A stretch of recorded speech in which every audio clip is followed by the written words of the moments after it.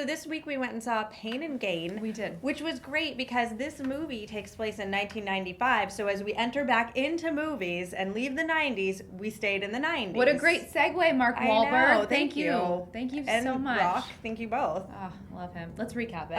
Okay. This is the story of a man who would stop at nothing. I just want some more money and I'm going to find a way to get it. This is also the story of a man who loves money and fitness. I do. I like to work out, although I could work on my midsection a bit. Often.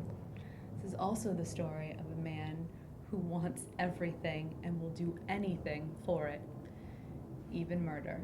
I didn't mean to murder them. That was an accident. It was just a whoopsie daisies. Yep. AndSeen. I think that was a pretty accurate Mark Wahlberg. Oh my gosh, impression. definitely. Yeah, it's like Mark Wahlberg doing somebody from the Golden Girls. Exactly. Impression. That was spot on. Working on those two together.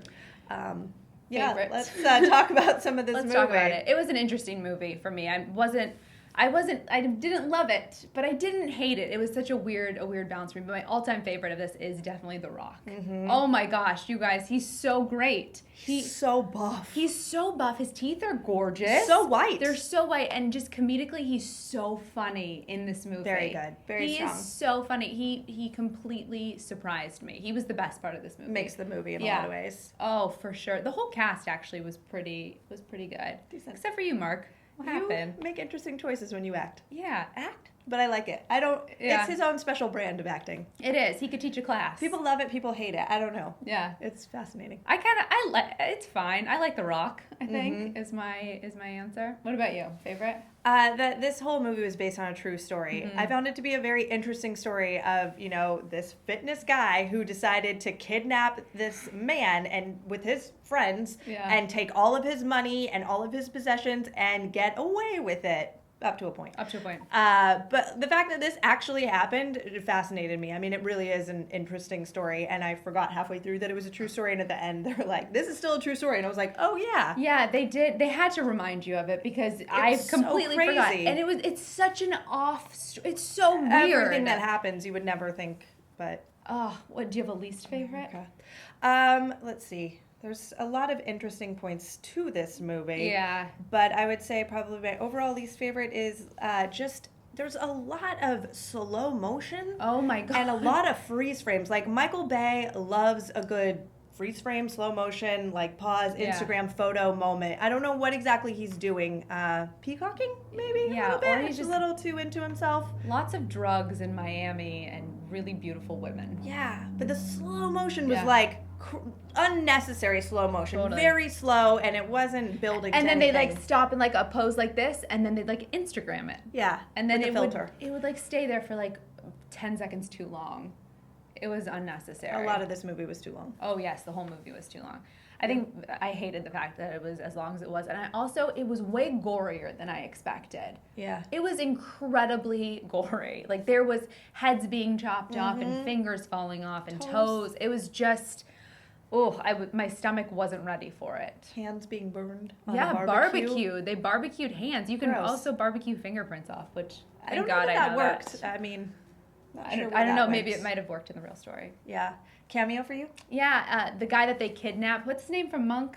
Oh, what is his name? I don't know his real name. The guy from Monk. He had a very Mr. Bean quality to me the whole time. They were just chasing him around, and he was just the way he would move and walk, and I love Mr. Bean. Mm-hmm. And this guy as well. I forget his name. Let us know your name. I know you're watching. It'll come to us. What about you?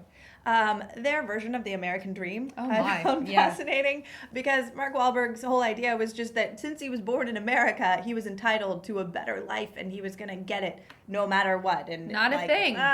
And I'm all for working hard, but there was a lot of American flags. And his work ethic was let's kill people. That's how we get things. That's how it works. Stealing. Just try harder with more punching people in the face. Yeah, which is effort. So that's great. Good job. Ryan, you look like Mark Wahlberg. You do, but on a good day. Mm-hmm. How did you feel about this movie? I thought it was strange. Ugh. Mm-hmm. Is it weird watching yourself like that? That's the main part. It's strange. Mm-hmm. Yeah. Your arms look great. Yeah. Oh, cool. You've been really working that section out. I think you worked out too much. Or not enough. His tummy was a little like Weird. not Not as sure what hard as happened the there. rest of him. Tony Shalhoub, by the Tony way. Shalhoub.